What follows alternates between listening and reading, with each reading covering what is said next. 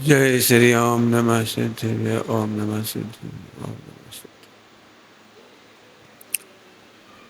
नमो अरिहन्ताणं नमो सिद्धाणं नमो आयिरियाणं नमो वज्झायाणं नमो लोये सबसाहुन।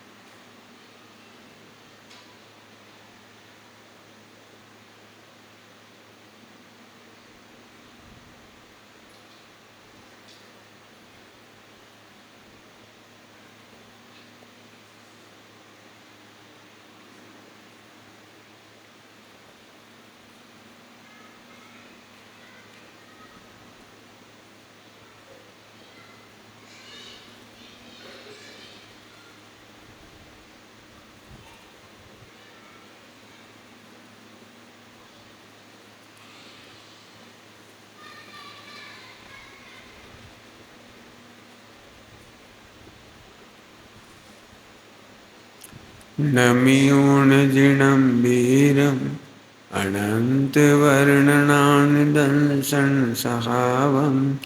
बोच्छामिनियं सारं केवलिशोधकेवली वणिदम्।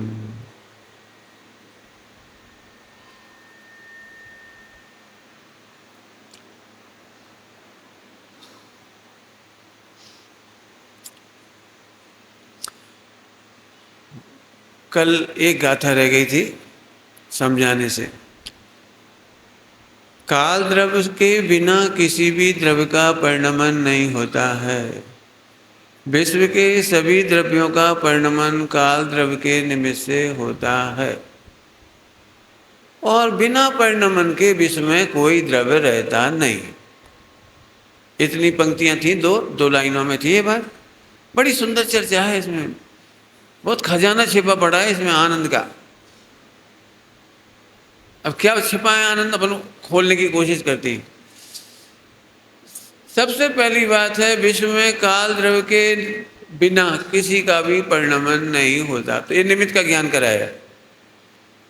निमित्त मतलब अकर्ता।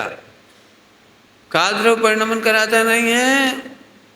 परिणमन की शक्ति स्वयं की द्रव्यत्व गुण की है।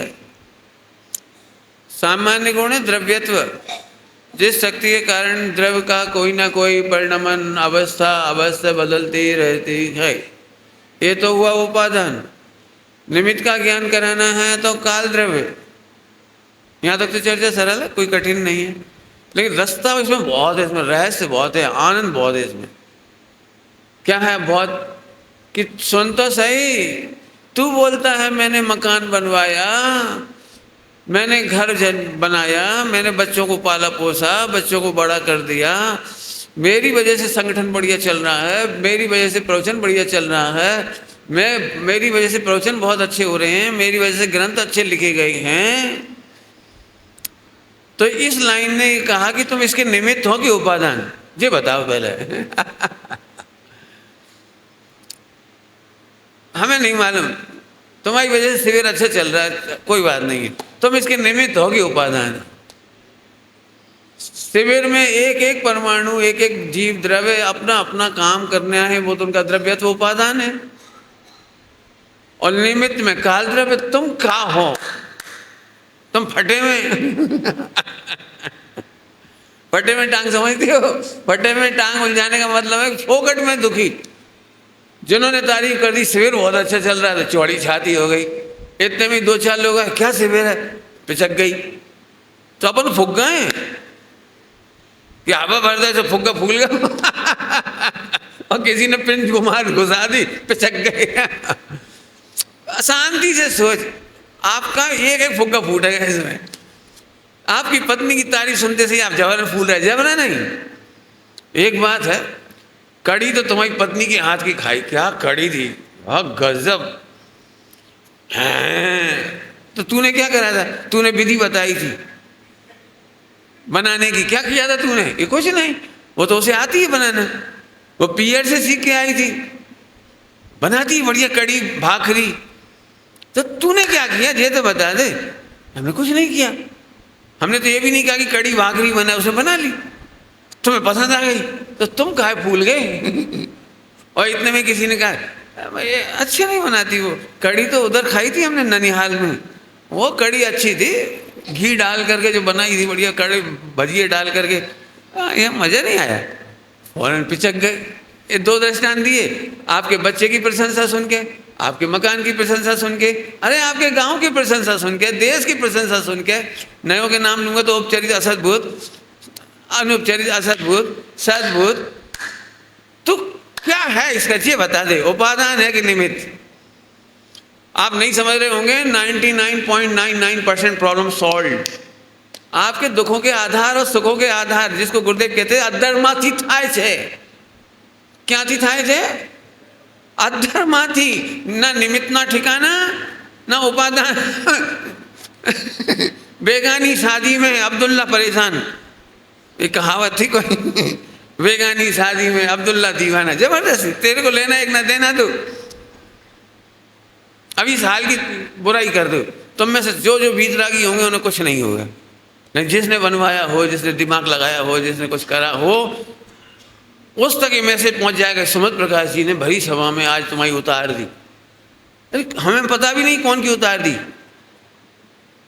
मैंने तो ऐसे कुछ कहा, बस कुछ कहा। हो सकता है जन्मांतरों का बेर बंध जाए, जन्मांतरों का। मैंने पार्श्वनाथ पुराण पढ़ा, मेरे अभी तक स्टोरी समझ में नहीं आई, उल्टा मत लेना, मुझे नहीं समझ में आई, मैं बुद्धू हूँ थोड़ा।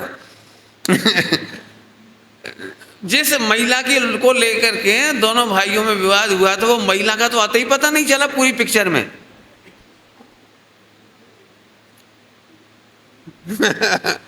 और जो दोनों भाई 10 भाव तक दे दनादन दे दनादन दे दनादन दे दनादन चलता है।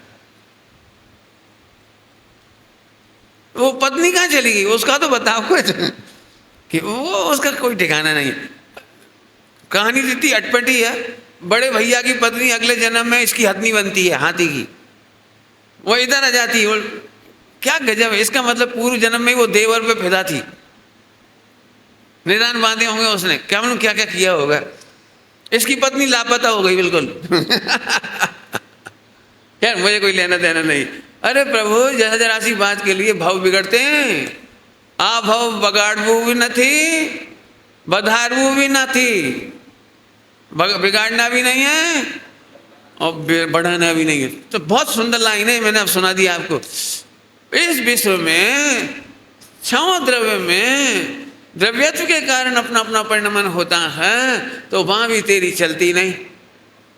मैंने तुम्हें समझा दिया। अब तुम्हारे द्रव्य में मेरा क्या चलता है तुम समझ गए जिन्हें, तो मैंने क्या कर डाला, वो तुम्हारी योगदान से तुम समझ गए। नहीं नहीं, निमित्त हूं, निमित्त निमित्त, ढोर छाप निमित्त तो वो काल द्रव्य है।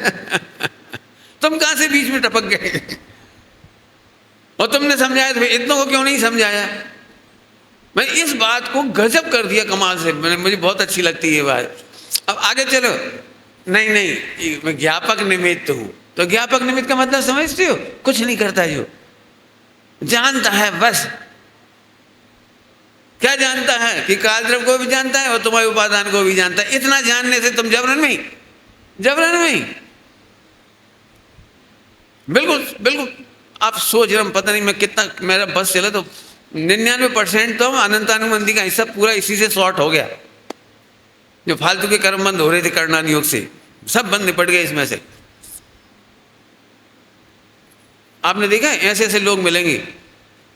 एक दिन हम आए थे, ये बन रहा था, तो हमने कहा ऐसे कर लो, और फिर हमारी देखो जो शिखर बना ना, हमने कहा था बस सोई बना, और तुम तो क्या क्या निकल ही गए थे। 25 साल बाद आए, तुमने तो ना 5 रुपए दिए दान में। बस तुमने कहा था यहाँ शिखर ऐसा बनना चाहिए, और क्या क्या चले गए। वो इस बात का भी मजा लूटता है कि मैंने कहा था।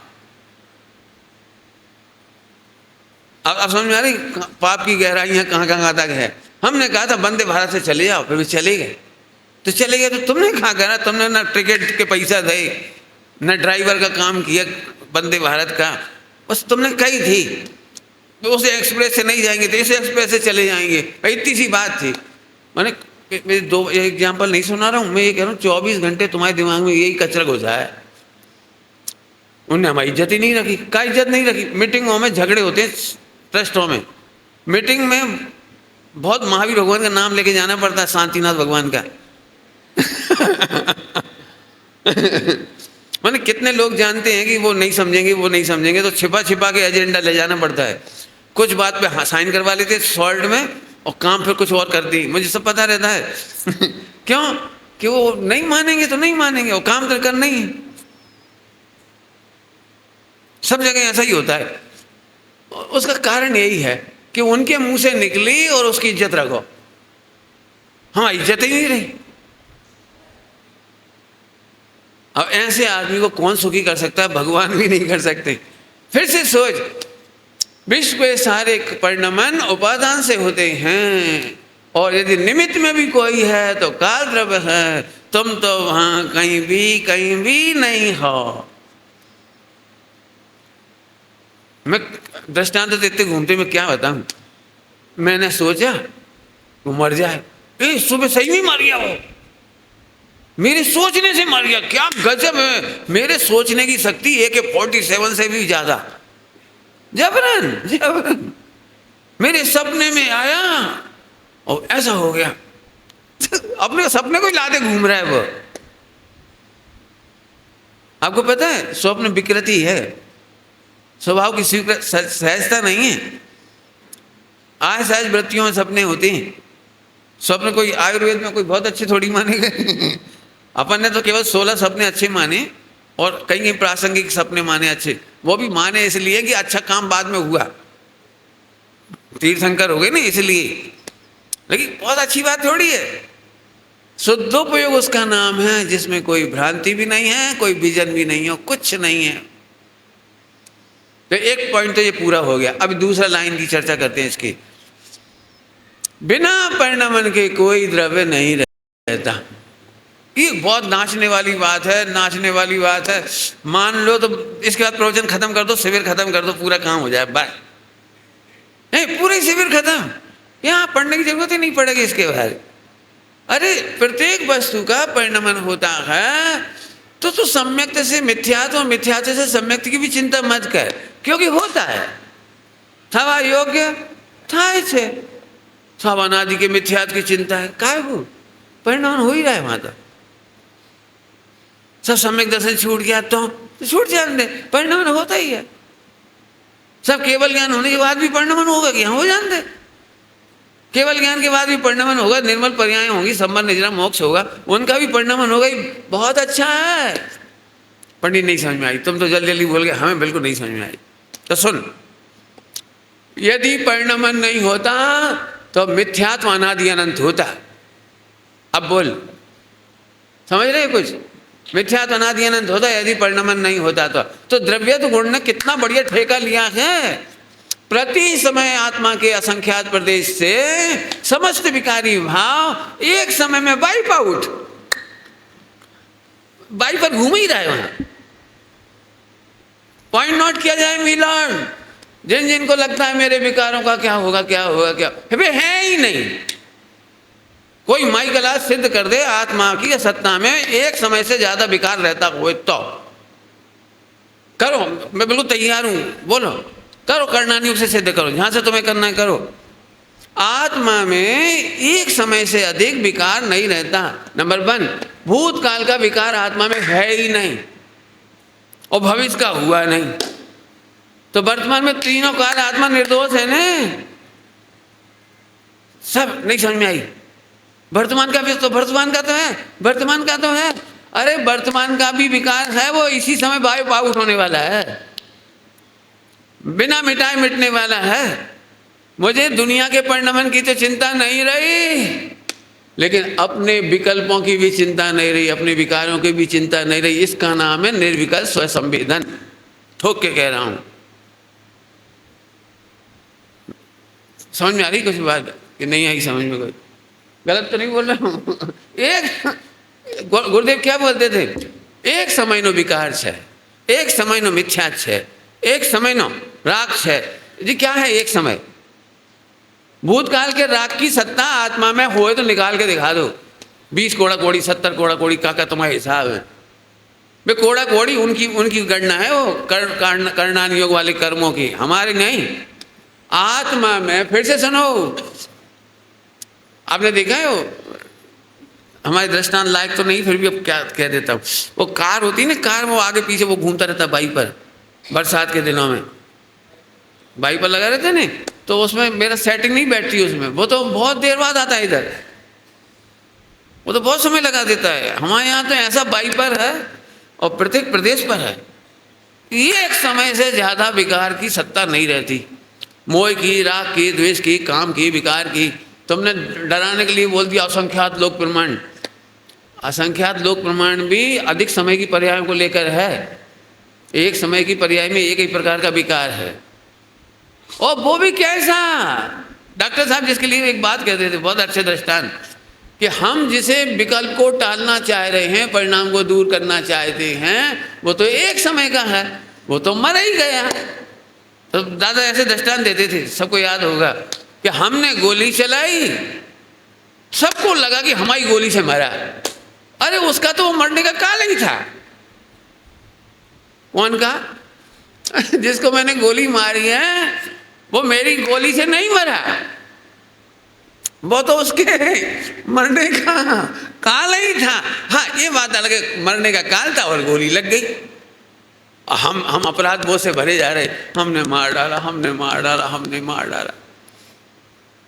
ऐसे एक भी परिणाम को बिगाड़ना, सुधारने का काम जीव का नहीं है ही नहीं, तो निर्विकल्प हो गए। जब ऑटोमेटिक विकल्प मिट रहा है तो हम काहू मिटाएं? इसका नाम है निर्विकल्प हो जाना वस्तु स्वरूप को जान के। और स्वय संवेदन माने स्वयं माने ध्रुव, अनादि अनंत अप्रभावी विकार मात्र से, परिणाम मात्र से, पर्याय मात्र से। तो मैं अब जितने नाम डालना डॉट डॉट कर दे रहा हूं, मैं खालिस्तान भर लो, और सारे विश्व से अछूता तत्व हूं। तब तो पढ़ाते थे कितना जोरदार, 6 द्रव्यों में 7वां द्रव्य हूं बोल, 5 अस्थिकाय में 6ठा अस्थिकाय हूं बोल, 7 तत्व में अनेरा कोई 8वां तत्व हूं। ये क्या मस्ती है ये? बिल्कुल समझ लेना, मैं सच कह रहा हूँ, मैं इतनी प्रवचन करने का मेरा आनंद बस भर रहा है, अब मेरे को नहीं करने की इच्छा हो रही है आगे। पीयूष नहीं, ठीक गलत नहीं कह रहा हूँ, गलत कह रहा हूँ। एक समय का विकार का मतलब तो बोलो भैया, तुम तो मूर्ख हो, प्राग भाव नहीं मानते। 6 महीना पहले ऐसी गुस्सा आई थी, आज तक खलबिला रहे। क्या खलबिला रहे? इतनी भयंकर गुस्सा बता भी नहीं सकते आपको। हम कह रहे भले आदमी प्राग भाव है। ये प्राग भाव एक समय के पर्याय का जो परिणाम होता है ना, इसी के लिए बना, इसी से बनाए प्राग भाव। एक समय की पर्याय का विकार अपने आप मिट जाता है, इसीलिए प्राग भाव है। जिन विकारी भावों की सत्ता ही नहीं रही, तो उन्हें मिटाने के लिए रो रहे सबके सब। पंडित जी बहुत गंदी आदत है, अब पुरानी कहानी, खाने की पीने की। एक बार तो हम गए थे शादी में, 6 लड्डू खा गए थे, छिपा के खाए वो भी। एक बार आइसक्रीम खा ली थी, 3 मर गए तुमने खाई थी कि जाने थे? उनका तो परिणमन हो गया। वो 3 आइसक्रीम खाता हूँ, क्या कह रहा था मैं नहीं समझता भाषा। इनपुट भी हुआ और आउटपुट भी हो गया, मशीन में शेष ही नहीं बची। वो आइसक्रीम और लड्डू तुम्हारे जो रो रहे जिनके लिए तुम बैठ गए। मैंने ऐसी कहानी है जैसी मेरी शक्ल दिखा रहा हूँ। लेना एक ना देना तो।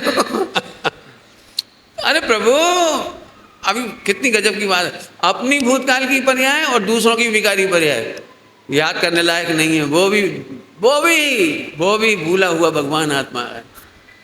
क्या भूला हुआ भगवान आत्मा है? कि विकारों से जुदा अभी है। भूतकाल का विकार भी नहीं है और भविष्य का हुआ नहीं है। मेरा भी और उसका भी, सभी जीव निर्दोष भगवान दिखाई दे रहे हैं। विश्व मैत्री प्रारंभ हो गई। हमें नहीं दिखता कोई शत्रु, हमें नहीं दिखता कोई मित्र, हमें कुछ नहीं दिखाई दे रहा, हमें आनंद के सिवा कुछ दिखाई नहीं दे रहा। फिर है ना परिभाषा कितनी जोरदार हुई जी, प्रत्येक वस्तु परिणमन के बिना नहीं रह सकती। तुम कई बार ये चाहते हो मिथ्या, इस गाथा के विरुद्ध, पंडित जी ऐसा लग रहा है ऐसे ही परिणाम स्थिर हो जाए, यही परिणाम बने रहे। इसका मतलब तुझे ना तो पर्याय का खबर है और न द्रव्य की खबर है, न ध्रुव की खबर है, तुझे कुछ खबर नहीं है। तो पंडित जी एक बार बताओ, अनादि काल से बड़ी मेहनत करके तो आज सम्यक दर्शन हुआ, और वो भी उपशम गिर गया, मारे गए, इतनी मेहनत करी वो भी गया। तो सुन, सम्यक दर्शन उपशम वाला तू रखे रहे, मैं ऊपर की बात करता हूं। बोलो भाई, केवल ज्ञान सड़ा सड़ाया बासा खाना है कि ताजा खाना है? बोलो बोलो, कल्पना करो, केवल ज्ञान होने के बाद भी आज के केवल ज्ञान खाना पड़े, तुम्हें भोगना पड़े अनंत काल तक, तो ये बासा हुआ कि ताजा हुआ? बोलो, तो ताजा खाओ ना। प्रत्येक केवल ज्ञान की प्रत्येक पर्याय एक समय की है भाई पाऊ। नहीं, गंदी पर्याय तो हमें बर्दाश्त है ही नहीं, निर्मल पर्याय भी हमें रखने लायक नहीं। निर्मल पर्याय भी दृष्टि इसीलिए नहीं करते, रखने लायक नहीं। सुनोगे जरा ध्यान से, निर्मल पर्याय मेरा भोग्य नहीं है, भोग्य नहीं है, ज्ञेय मात्र है। क्या बोल रहा हूं? निर्मल पर्याय भी मरती है तो मरने देने, वो मेरा ज्ञेय ही तो है, भोग्य थोड़ी है। जिसका भोग्य लुटे उसे दुख होए, भोग्य कहां लुट गया मेरा? तो तुम कौन हो, भोगता कि भोग्य? कि मैं तो भोगता भोग्य के भेद से पार हूं, वेद्य वेदक के भेद से भी पार हूं, मेरे में भोगता भोग्य का विकल्प ही नहीं है। लो, आनंद ही आनंद है। समझ में आ रही थोड़ी बहुत कि मैं विद्वानों को देख देख के बोले जा रहा हूं? नहीं समझ में आए तो हाथ खड़े कर दे, सरल कर देंगे। देखो मैं सरल दृष्टांत दे ही देता हूं, अभी दृष्टांत नहीं दी ना तो नए लोगों को नहीं समझ में आ रही होगी पक्की। देखो संजय सेठी, तुम ससुराल जाओ, ससुराल दृष्टांत है तो मेरे परिचित है इसलिए तुमसे दे दिया। अभी तुम ससुराल में जाओ, तुम्हारे साथ तुम्हारा साला भी बैठा है, भी बैठे, क्या कहलाते हैं तुम्हारे सासू, ससुर भी बैठे, और सासू उतरती कैले की रोटी, तवा की रोटी फूलती फूलती अपने पति के थाली में ट्रांसफर करे, और जब भी तुम्हारे खाने का नंबर आए तो टिफिन में रखी हुई रोटी परोस है। उतरती रोटी ससुर को, अरे उसे तो रोज खिलाती हो तुम, एक आध दिन देवर उसको ही खिला दो, सन इन लॉ क्या कहलाता है, दमाद। लेकिन नहीं, और तुम देखते रहे, एक आध बार तो चलो गलती से हो सकता है, लेकिन बिल्कुल 6 रोटी आई और 6 की 6 ठंडी आई, और ससुर की थाली में 6 ही फुटबॉल गई।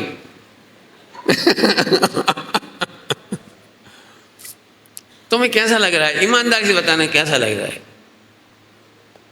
खाने पीने का सारा मूड ऑफ, घर आकर के पत्नी से बोलेंगे, और तो कौन से बोलेंगे? पत्नी से बोला बहुत बेकार है तुम्हारे घर, हमें इच्छा ही नहीं हो रही, अब तो ये सोचा कभी जाए नहीं तुम्हारे घर। बोले क्यों, क्या ऐसी क्या बात है? ठंडी रोटी खिलाने को हमें ही मिले। ठंडी ठंडी रोटी तो हमारे कुत्ते को डालती हैं, आपको ठंडी क्यों देंगे? नहीं समझ में आई? ठंडी रोटी हमारे यहाँ मालवा में ठंडी रोटी माने बासी रोटी, कल की ठंडी रोटी बासी को कहते हैं, जो बच जाती है शाम को 6 बजे 5 बजे के बाद, वो कुत्ते को डाल देती है। तो तुम्हें ठंडी क्यों देंगे? ठंडी क्यों देंगे? I can't believe. उसने फौरन मोबाइल घुमाया, मम्मी आपने हमारे इनको ठंडी रोटी दी? नहीं बेटा, बन रही थी बिल्कुल गरम गरम। तो जी कैसे कह रहे ठंडी? समझ तो गए, अब तो कहानी बदलने की जरूरत नहीं है। ससुराल में हर रोटी उतरती चाहिए, और सिद्धालय में बास हो केवल ज्ञान। जिन आज्ञा माने तो ऐसी अनीति। संभव नहीं है। ताजा भोगेंगे केवल ज्ञान।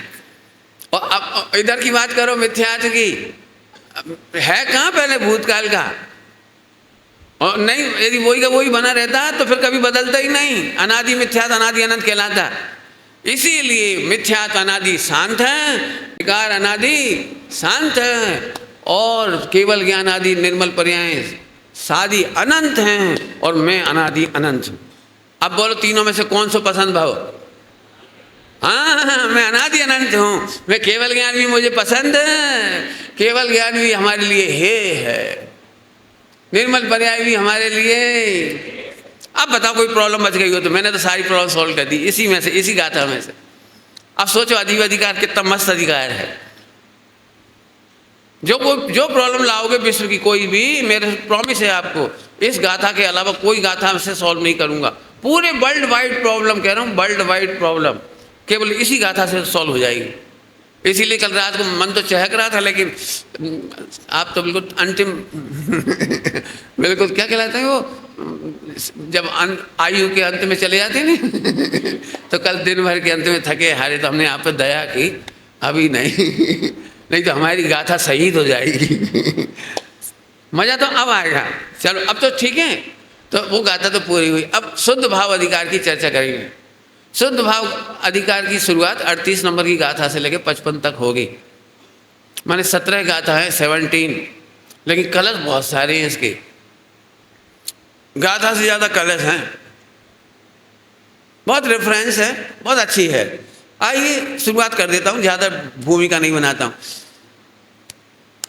मित्र पक्ष में तो जबरदस्त शिकायत है ही मुमुक्षुओं से, लेकिन मैंने तो ये अनुभव किया है कि हमारे मुमुक्षु मंडल के लोग भी, विद्वान भी, ठीक है, ध्रुव में कहाँ है?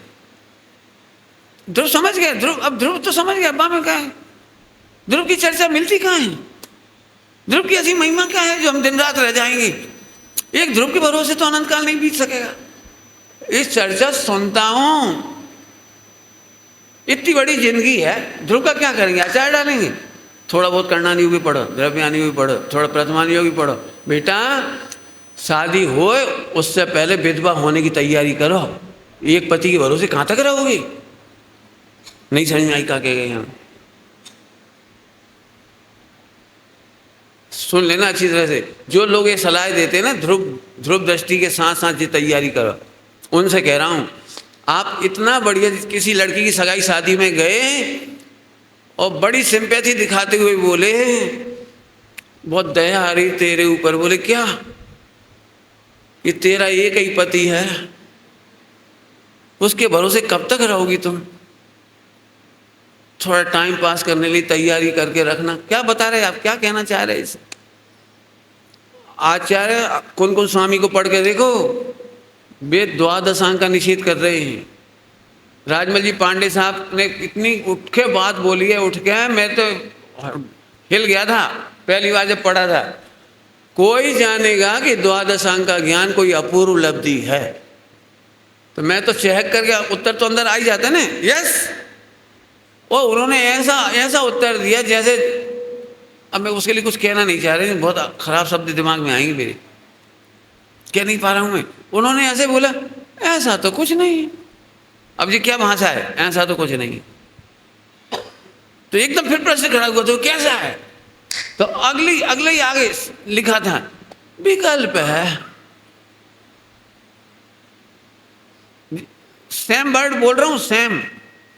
कोई जानेगा कि द्वादशांग का ज्ञान कोई अपूर्व उपलब्धि है, ऐसा तो नहीं है, विकल्प है।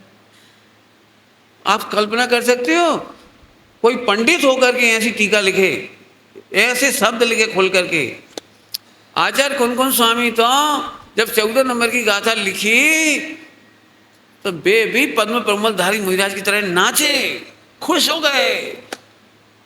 बहुत कम होगा कि कोई ग्रंथ के आखिरी में अपने ग्रंथ की तारीफ करके द्वादशांग से पढ़कर है, या द्वादशांग का सार है मेरा समय सार। लेकिन कोई विरल गाथा ऐसी होती है जिसके तत्काल बाद उन्होंने कहा कि द्वादशांग का ज्ञान इससे अलग कुछ नहीं है।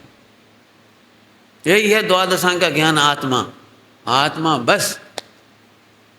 जिसने आत्मा को जाना उसने सब जाना। जेने आत्मा ने ओढ़ख्यू तेने बद्धू ओढ़ख्यू। हम तो इसको ऐसे हल्का कर रहे थे, अब आत्मा तो जान लिया, आगे हमसे मिलते हैं लोग, आप क्या कर रहे हो आजकल? हम ये कछु नहीं। क्या कर रहे हो, क्या पढ़ रहे हो, एक ही क्वेश्चन होता है, और तो क्या क्वेश्चन होंगे उनके पास। हम कह रहे कुछ नहीं, ये कुछ नहीं। हमने कब कहा हम बोर हो रहे हैं? देखो टाइम नहीं कटे तो काटने के लिए कुछ पढ़ो। पॉइंट पकड़ में आ रहा है? टाइम काटने के लिए तो ऐसी बात हो गई कि वो स्वागन से कह रहे कि विधवा होने की तैयारी करो। अरे जिस ध्रुव के बल पर छोटा सा जीवन तुम कह रहे कैसे कटेगा 10-50 साल, हम कह रहे इस ध्रुव के बल पर अनंत काल कैसे बीतेगा। सुनो ये तीसरा अधिकार, तीसरे अधिकार में भी कह करके मजा नहीं आ रहा वैसे तो, लेकिन ठीक है भी कह रहे। तीसरे अधिकार में केवल ध्रुव का नृत्य है। अब अजीब की आड़ में नहीं है ये, अजीब की आड़ में नहीं है, जीव की आड़ में नहीं है, शुद्ध भाव या शुद्ध उपयोग की चर्चा नहीं है, निर्मल पर्याय की चर्चा नहीं है। यहाँ सीधे सीधे खुल के चौड़े में मैदान में आ गए ध्रुव। ध्रुव की महिमा है, तुम ध्रुव और इसके बल पर अनंत काल कैसे रहोगे आप सुन ले। चलाऊँ आगे, समझ में आ रहा है थोड़ा थोड़ा कि नहीं? मुझे नहीं पता, मैं सब जगह देख ही नहीं रहा हूँ, 2-4 चेहरे देख लेता हूँ बस। बाद में सुनना 10 बार, मैं क्या करूँ, पढ़ के देख लेना, मेरी बात गलत हो तो निकाल देना मेरे को। चलो मैं पढ़ के सुनाता हूँ। डॉक्टर साहब ने टीका का नाम रखा है, अपनी टीका का नाम आत्म प्रबोधनी टीका। बढ़िया नाम है, आत्म प्रबोधनी, आत्मा का प्रकृष्ट बोध कराने वाला। ये टीका आप पढ़िएगा, मैं उसी के आधार से ले रहा हूँ। जीवादि, हाँ 38 नंबर की गाथा। अब धीरे बोलता हूँ ना, जल्दी जल्दी बोलने में पता नहीं आप लोग, हमारी गाड़ी भाग जाती है, आप चढ़ भी नहीं पाते हो। मैं तो बजे में हूँ ना, जोर से बोल जाता हूँ, अब धीरे से बोलता हूँ। 38 नंबर की गाथा विस्फोटक गाथा है। विस्फोटक क्यों कह रहा हूँ? देखो सुनो। जीवादि जो बही तत्व हैं, विस्फोट नंबर 1, जीव बहिर तत्व है कि जीव स्व तत्व है? ये विस्फोट नहीं है। पचेगी आराम से, किसी को मित्र पक्ष को पच जाएगी ये। या अभी तक तो हम 9 तत्व को स्व तत्व में रखते थे और तुमने 9 के ही 9 जीव तत्व को आप अपना मान रहे हो कि बाहर मान रहे हो? बता, पूछ रहा हूं। यहां तो इन्होंने पहले ही लाइन बोल दी, जीवादि बहे तच्चम, जीवादि बहिता, जीवादि जो बही तत्व हैं। चलो एक ही विस्फोट बहुत है, नहीं, मोक्ष हेय है। क्या कह रहे? बेहेय हैं, जीव हे है, अजीव आश्रय बंध पुण्य पाप संबर निजरा मोक्ष। सब ये पुण्य पाप हे सुनते सुनते तो बड़ी मुश्किल से पचा पाए, और तुम क्या कह रहे हो? मोक्षपण। विस्फोट नंबर 2 सीधे सीधे दिमाग में घुस नहीं सकती थी ये गाथा। और आचार्य कुंकुन स्वामी नहीं होते तो हमें कोई सड़क पे खड़े नहीं रहने देता, यहाँ तो बैठने की छोड़ दे। और नहीं तो कोई माई का लाल जरा मित्र पक्ष में जाकर सुना के दिखाओ इस गाथा को। इस गाथा को नहीं, कुंकुन का आधार मत लेना, सीधे बोल के बोलो। अरे तुम अपन ही आपस में, अभी भैया हमें सम्यक दर्शन करने है, वो तो बहिर तत्व है। सुमत प्रकाश जी सम्यक दर्शन करवे आए, हम सम्यक दर्शन कर लेते हो। हाँ बता कौन बहिर तत्व सुनेगा अभी? यदि ये यदि आचार्य कुंकुन स्वामी का ग्रंथ ना हो, 38 नंबर की गाथा नहीं हो, तो कोई क्या के बताओ भाई सम्यक दर्शन करना है? मुझे नहीं करना। बोले क्यों? बहिर तत्व है। तीसरा बम विस्फोट, कर्मोपाधि जनित है, कर्म की उपाधि से होता है मोक्ष, आत्मा से मोक्ष होता नहीं, मोक्ष आत्मा के कारण होता नहीं। पच रही किसी को, मोक्ष कौन का होता है? जीव का कि पुद्गल का? बोलो तो। जीव का, यहाँ तो कह रहे कर्मोपाधि जनित है। अब ये गाथा दिमाग में घुसाना कितना कठिन हो सकती है। पहले तो सम्यक दर्शन करवे तैयार नहीं थे लोग, जैसे पूज्य गुरुदेव श्री के प्रताप से आज सम्यक दर्शन के गीत गली गली गाए जाने लगे। मित्र पक्ष भी गा रहा है, भले ही चाहे गुरुदेव की विरोध के लिए गा रहा है। अपने हर प्रवचन में सम्यक दर्शन की बात आएगी। बहुत अच्छे मोक्षी होंगे तो कर्णान योग में से भी सम्यक दर्शन निकालेंगे। अपन तो यहाँ तक तो अपन आ गए। ये क्या बोल रहे हैं? जीवादि बहिर तत्व नव तत्व ये हैं, बाहर के तत्व हैं, हमारे अंदर के तत्व नहीं है। जीव ही नहीं है जे, जीव नहीं है। प्रश्न पैदा कर रहा हूं, प्रश्न ध्यान से समझ लो पहले। और कर्मोपाधि से हुए जी, कर्मोपाधि से। कर्म इनको करता है, कर्म मोक्ष करता है कि हमें तो यही लग रहा है। सच में अभी भी मेरे को यदि ये गाथा नहीं मिली होती तो ये प्रवचन करना, सुनना, पचना कितना कठिन था। और गुरुदेव कैसे पैदा हुए होंगे शुद्ध भाव अधिकार पे, सोचो जरा। पर्याय से निरपेक्ष आत्म राम ही आले है, पर्याय से निरपेक्ष आत्म राम ही आदे है। आदे माने सब प्रकार से ग्रहण करने लायक। तो पंडित जी रुक जा, वो जीव और आत्मा में क्या फर्क होगा? जीव और आत्मा में क्या फर्क हो गया कि जीव है पर्याय का नाम और आत्मा है ध्रुव का नाम। जीव है पर्याय का नाम, मेरी एक समय की पर्याय का नाम जीव है। वो जीव मेरा अनंत भाग है, वो जीव एक समय की पर्याय है। हम जीव पे फिदा नहीं है, बल्कि वो जीव है ना एक समय का, वो आत्मा पर फिदा होता है तो संबंधित कहलाता है। क्या कहे? वो जो जीव है ना, उपयोग जीव, उपयोगो लक्षणम जीव, वो ध्रुव पर फिदा होता है, आत्मा पर फिदा होता है, तो उसका नाम भी बदल के हो जाता है संबंध निजरा। मैं तो मैं हूं। क्यों? तुम्हारी शादी नहीं हुई ना? दृष्टांत डरो मत, हमें पता नहीं हुई, तुम्हारी शादी नहीं हुई, अभी तुम पति बने कि नहीं बने?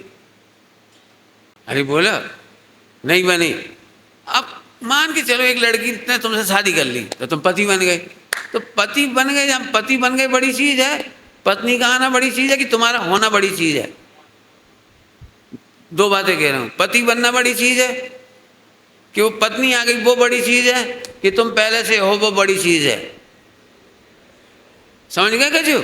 ऐसे ही मैं त्रिकाली ध्रुव हूं और वो पर्याय है ना, वो मेरी पत्नी है जीव, और वो मेरे पर फिदा हुई इसलिए उसका नाम बन गया संबंध निजरा। अब तुम मेरे को भगवान कहने लगो, तुम्हें जो कहना है कहो, लेकिन मैं तो पर्याय निरपेक्ष हूं। इसकी छोटी सी झलक अजीब अधिकार में आई थी। बंध मोक्ष से रहित है, बंध मोक्ष से, वहां भी कहा था पर्यायों से निरपेक्ष है।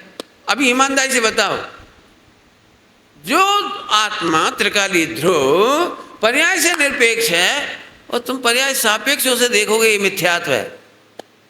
तुम आत्मा की रुचि इसलिए करना चाह रहे ताकि सम्यक दर्शन हो जाए, तो ये मिथ्यात्व है। मिथ्यात्व है। क्या कह रहा हूं? पर्याय के सापेक्ष तुम ध्रुव का अनुभव करना चाहते हो क्या? ये तो मिथ्या नहीं समझ में, अभी समझ में कुछ नहीं आया तुम्हें। चल मैं समझाता हूं। देखो, एक बच्चा अपनी मम्मी को मम्मी बोलता हुआ है, मम्मी मम्मी। बेटा बोले क्या बात है बेटा? अरे मैं तो मम्मी इसलिए कह रहा हूँ, आज रसगुल्ले बनाए ना इसलिए खाने को मिलेंगे। तो मम्मी को कितना अच्छा लगा, अच्छा आज रसगुल्ले बने इसलिए मम्मी याद आ गई।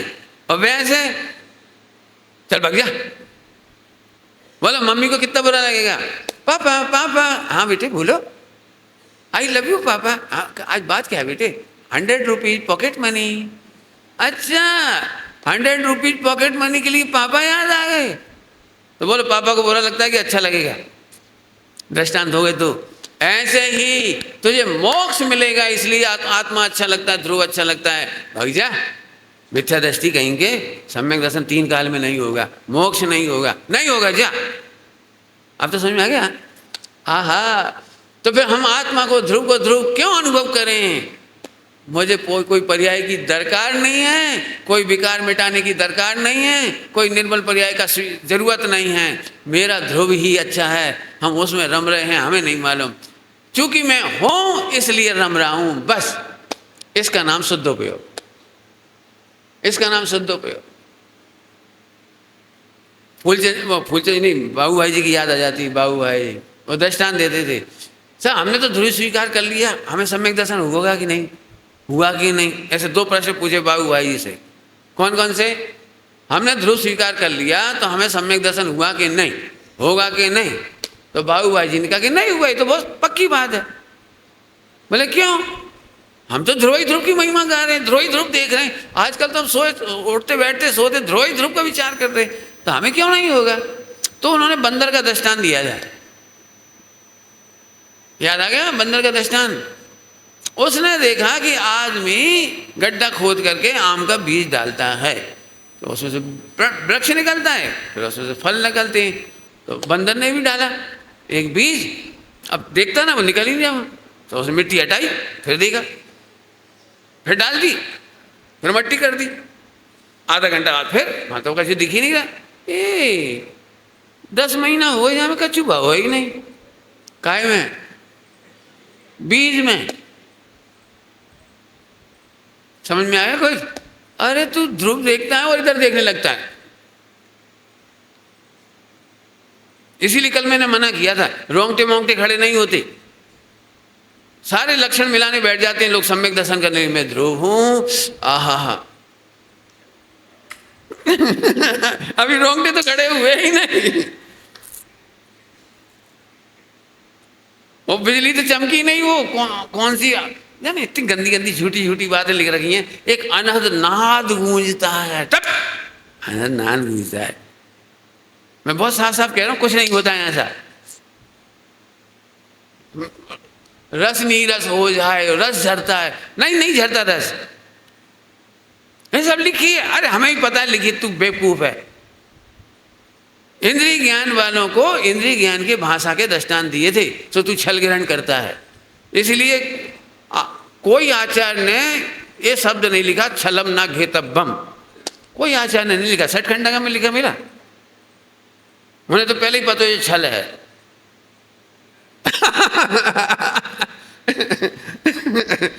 बहुत बड़ी बात कह दी मैंने। ये तो आचार्य कौन कौन स्वामी समय साजी लिख रहे थे, उन्होंने लिखा छल निग्रहण नहीं करना, क्योंकि हमारी मजबूरी है। हम अतीन्द्रिय ज्ञान का भगवान आत्मा और इंद्रिय ज्ञान की कटोरी में सौंप रहे हैं, तो इंद्रिय ज्ञान का छल ग्रहण नहीं करना था। तो फिर क्या है सच्ची बात? क्या है सही बात? बोलो फिर से, नहीं समझ में आएगी ये तो मुझे ही पता है कि ध्रुव का अनुभव सम्यक दर्शन से लेकर मोक्ष तक के लिए मत करो, और आश्रम बंद के निषेध के लिए मत करो। इसमें ध्रुव की इंसल्ट है। सब आपने तो कहा था ध्रुव में अपनापन करो, कि हाँ ध्रुव में अपनापन का यही मीनिंग था। डॉक्टर साहब ने कहा था ध्रुव में अपनापन का ये मतलब नहीं था कि विकारों को मिटाने के लिए करो और निर्मल पर्यायों को करने के लिए करो। अपनापन किससे कहते हैं पता है? क्यों? आपको मेरे से अपनापन है कि नहीं? लोक व्यवहार की भाषा में पूछ रहा हूँ, लोक व्यवहार की भाषा। वो अपनापन अभी नहीं लगा इधर वाला। आपको मेरे से प्रेम है कि नहीं? कितना प्रेम है बोलो? आपको मेरे से वात्सल्य है कि नहीं? जल्दी बोलो। अरे बोलो, है पक्का? अरे हाँ, आप जैसा आदमी कहाँ मिलेगा? हमारे घर आ जाओ, आप भाई बर्तन मांज देना, इसलिए आपकी याद आती है। हमारे यहाँ तो राख उसके मजते हैं साबुन के, आप लेकिन राख से मांजते हो। तो हमें एक बार बड़ी भावना है कि आपके हाथ के मंजे हुए राख के बर्तन में पानी पिए। बहुत अपनापन है हमें आपसे। अच्छा, जूठन मजवा रहा तू? मैंने बर्तन मजवाने के लिए याद कर रहा है मुझे। ऐसे ही ध्रुव का स्मरण मोह राग देश दूर करने के लिए मत करो। और निर्मल पर्यायों के लिए मत करो, और नहीं तो फिर तुम्हें एक डांट पड़ेगी, पज्जय मूढ़ा ही पर समया। ध्रुव का अपमान है, ध्रुव की विराधना है, तो सब ध्रुव का अनुभव क्यों करें? क्यों करें बताऊं? क्योंकि वो है। क्या कहा मैंने?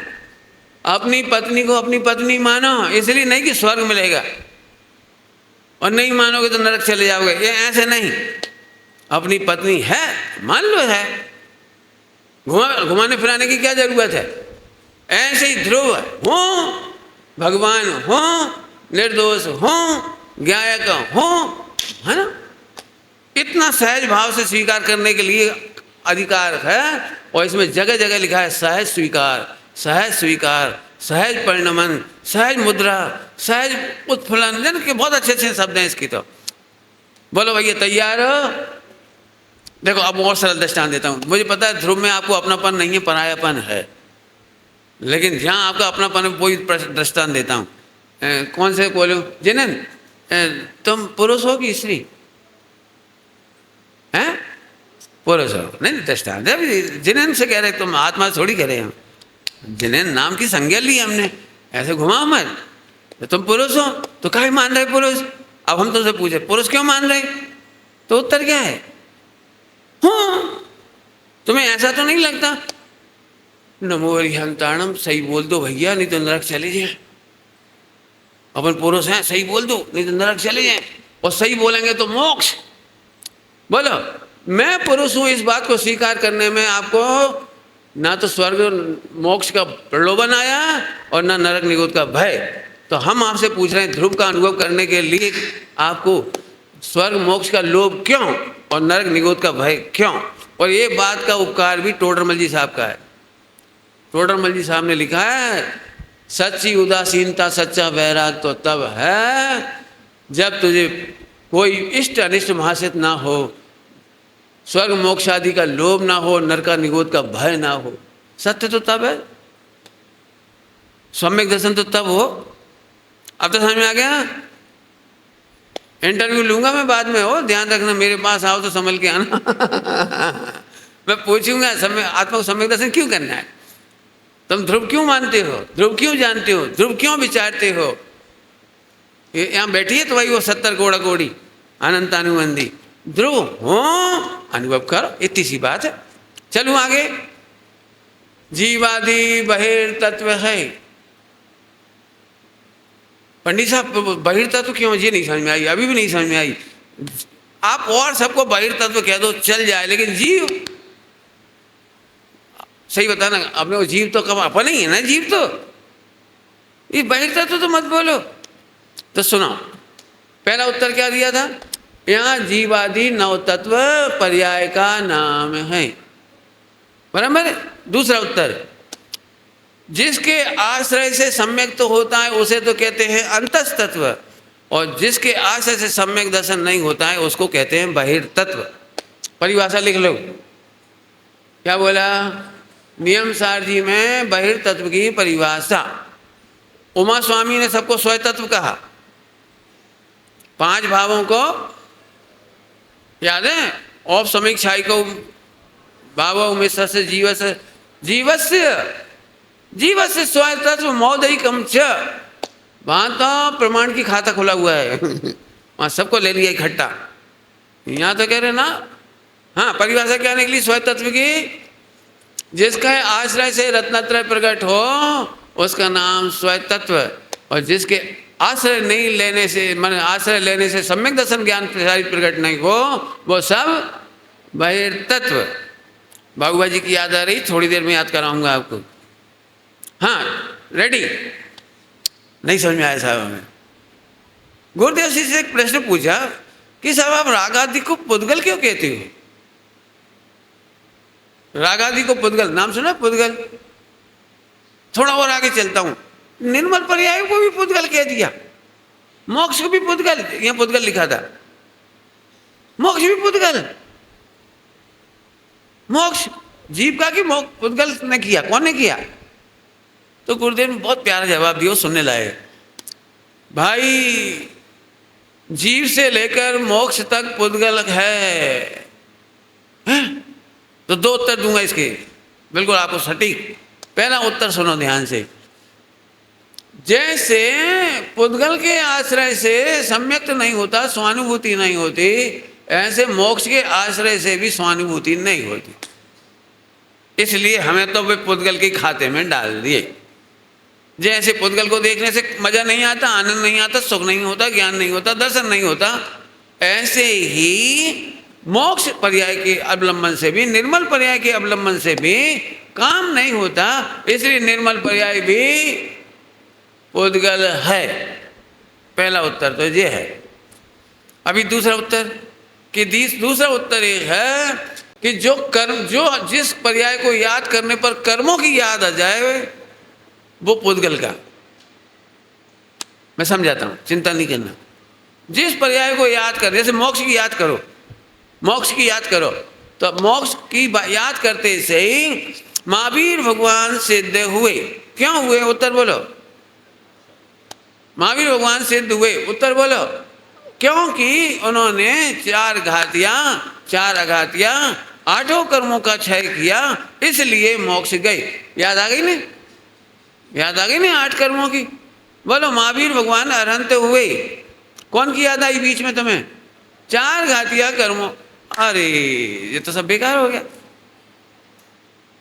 बेकार हो गया। तो फिर सुनो, पुद्गल है, हमें नहीं मालूम, बहिर्तत्व है, हमारा तत्व नहीं, बहिर्तत्व है, बहिर्तत्व है। पंडित जी आप सही सही बताओ, हमें नहीं समझ में आ रही। जिन्हें नहीं समझ में आ रही उनकी तरफ से कह रहा हूं, हमें अभी तक नहीं समझ में आ रही। पुद्गल में तो न संबर निद्रा मोक्ष होता है, निर्मल पर्याय तो आत्मा की है और विकारी पर्याय भी आत्मा की है। कि हाँ है, तो फिर स्वतत्व क्यों नहीं है? बताए ने, अपनी ही पर्याय भी उसका आश्रय करने से काम नहीं होता तो बहिर्तत्व है। अब बाबू भाई जी की याद करा रहा हूं। अपना बेटा भी पराया बेटा हो जाता है। कैसे हो जाता है? अपना बेटा भी अपने अनुसार नहीं चलता, अपनी संस्कृति के अनुसार नहीं चलता, सप्त व्यसन करता हो, जिनाज्ञा नहीं मानता हो, तो पिताजी भी अखबार में निकलवा देते हैं क्या, आज से इसके प्रति हमारा कोई दायित्व जिम्मेदारी नहीं रही, आज से हमारे तुम कुछ नहीं। क्या बोल देते हैं? आज से तुम्हारा हमारा कोई संबंध नहीं, तुम हमारे बेटा ही नहीं।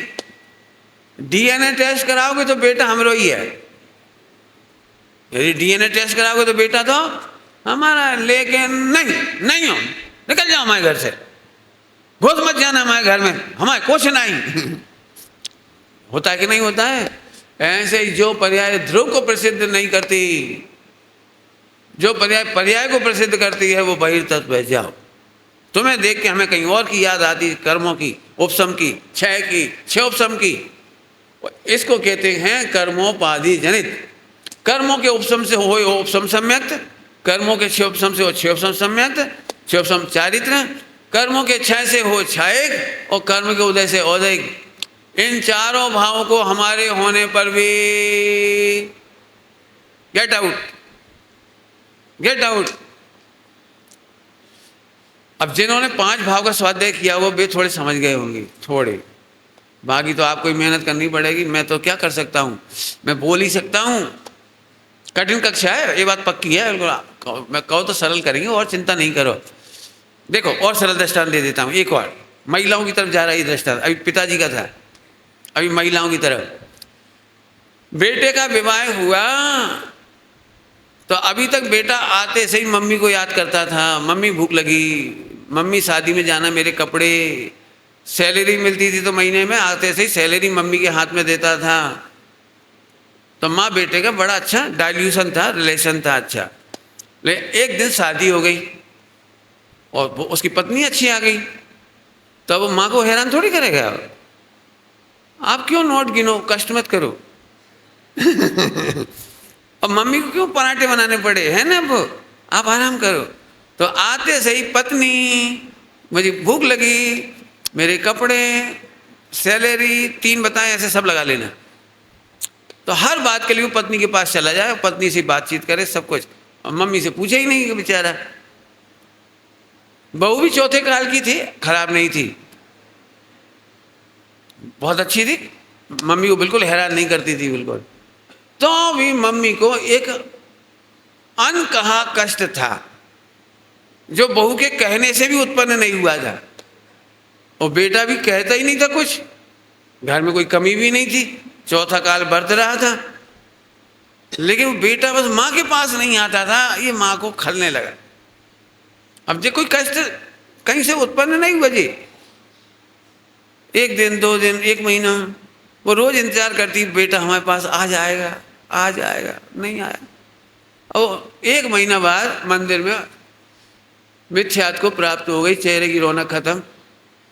मंदिर में सब कह रहे भात कहाँ है, कछु कछु बोलो। सब सुनना चाहते थे बहू की बुराई ताकि फैला सके मार्केट में। बहू खराब है, नहीं ऐसी कोई बात नहीं, रोटी नहीं दे ना, ऐसी कछु बात नहीं, कछु किए थे सुना थे, ऐसी कछु बात नहीं। तो बोलो ना क्या बात है, कछु नहीं, सब ठीक है, कर्म को उदय है, भुगत रहे। कहा करे, जो जे कर्म पूरा किए खोटे। अरे तुम घुमाओ मत जलेबी, सीधे सीधे बताओ कि बहू खराब है कि बेटा खराब है। क्या तो भाई कछु नहीं है, बस अपना ही होता है खराब। अब ये रहस्यात्मक हो गया पूरा, है ना, पूरा कितना रहस्य हो गया। फिर एक बहुत ही फास्ट फ्रेंड थी उसकी, फास्ट फ्रेंड, उसे बता दिया उसने। क्या बताया, एक ही बात की पीड़ा है, बेटा अपनो नहीं रहो, बेटा बहू को होगा। कौन को होगा, बेटा कौन का हो गया, डीएनए टेस्ट कराओ, बेटा बहू का हस्बैंड है कि सन। अरे तुम नहीं समझोगे पंडित जी, तुम नहीं समझो, जाओ हटो। हम नहीं समझते, तुम सब समझते हो। देखो वहां सारी विवक्षाएं समझ में आ रही है सबको। बेटा बहू का हो गया का मतलब सब समझ गए कि नहीं समझ गए। बेटा तो हमारा ही है, लेकिन अब हमें रिस्पॉन्स नहीं देता। ऐसे जो पर्याय जिन्हें देखने से कर्मों को रिस्पॉन्स चला जाए, हमें रिस्पॉन्स नहीं मिले, तो वो पर्याय कर्मों की है, पुद्गल की है, कर्मोपाधि जनित है। वो कर्मों के उदय को याद दिलाए, उपशम को याद दिलाए, क्षय को याद दिलाए।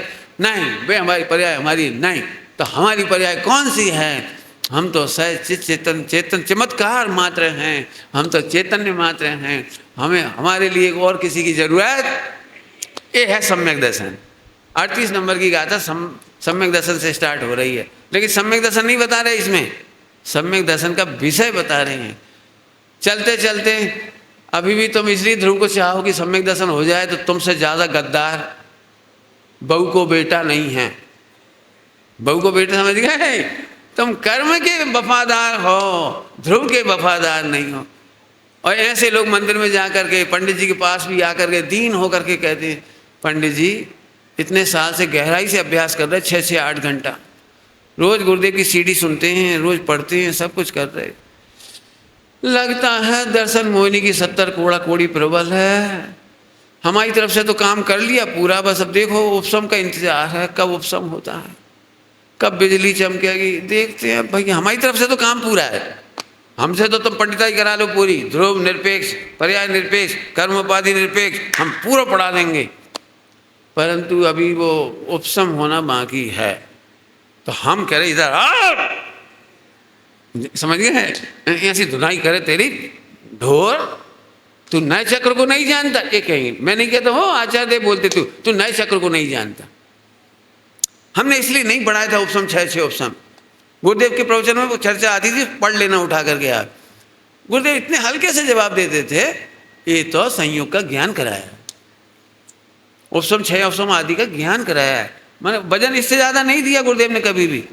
हमें अभी भी लगता है देखो प्रभु कब कर्म का उपशम होगा, मोहिनी का उपशम होगा। टोटरमल जी साहब ने क्या लिखा है, आप तो महेंद्र रहना चाहे, आप तो ध्रुव को बात ही करके छुट्टी दे देता है, बात ही करके विचार करके आप तो महेंद्र रहना चाहता है, और दोष दर्शन मोह के उपसमाधि को देता है। जिनाज्ञा माने तो ऐसी अनिति, और सम्यक दर्शन होने की पहली शर्त है अन्याय, अनिति, अवक्ष। अनीति हो रही है, सावधान। आज के बाद ध्रुव के लिए इसलिए विचार नहीं करना क्योंकि सम्यक दर्शन होगा। सम्यक दर्शन की याद आते से ध्रुव याद करना, ये मत सोचना उपसम छः उपसम छः। क्यों? क्योंकि उपसम छः छः उपसम में तो काल द्रव्य निमित्त है, तुम नहीं निमित्त, और उपादान है तत्समय की योग्यता। ओहो, तो सम्यक दर्शन करने में तो मेरा कोई रोल ही नहीं बचा। तो हम तो अपने ध्रुव भवन में बैठे, तुम्हारी तुम जानो, जब जो होना हो सब। अभी तो लोग रुलाने वाले आते मेरे पास, भाई साहब सम्यक दर्शन के बाद भी काम बहुत बाकी है। मैं भगले भगले इधर से, सुमत है इधर, बेवकूफ़ नहीं। मुझे इतने तंगाने वाले आए हैं, तुम बहुत हंसते हो, गर्दर की गादी का अनादर करते हो, गंभीर होना चाहिए।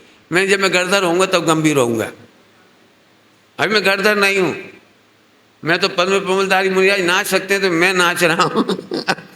अरे मुझे आनंद करने दो। चार गति में बहुत रोए हम पहले।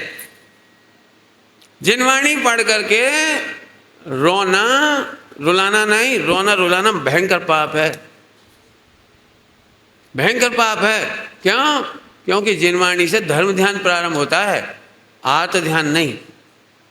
जिनवाणी पढ़कर आर्त ध्यान करो, नरक में क्या हुआ था, फला में क्या हुआ था, चार गति में क्या हुआ था, और पर्यायों में क्या हुआ था, और कब होगा। रोना नहीं, आर्त ध्यान है। सम्यक दर्शन कब होगा, ये आर्त ध्यान है। केवल ज्ञान कब होगा, ये आर्त ध्यान है, धर्म ध्यान नहीं है। तो सब धर्म ध्यान क्या है कि समय पे होगा, हम मजे में बैठे। सम्यक से लेके मोक्ष तक सब समय पे होगा, हमें मालूम है। हम तो हाँ, क्यों होगा समय पर?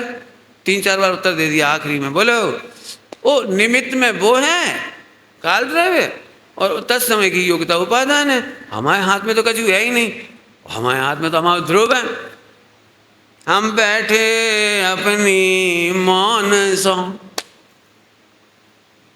यदि तुम्हारा ये समस्त कर्तव्यस्थ हो गया हो पर्याय मात्र का, सम्यक दर्शन से लेकर मोक्ष तक का बिल्कुल टेंशन नहीं बची हो, तो सम्यक दर्शन है। इतने निर्भर परिणति का नाम सम्यक दर्शन है भाई साहब, वो बड़ा सरल है, कठिन नहीं है। विचार करोगे तो आप भी इस रहस्य को पा जाओगे। ओम नमः शिवाय।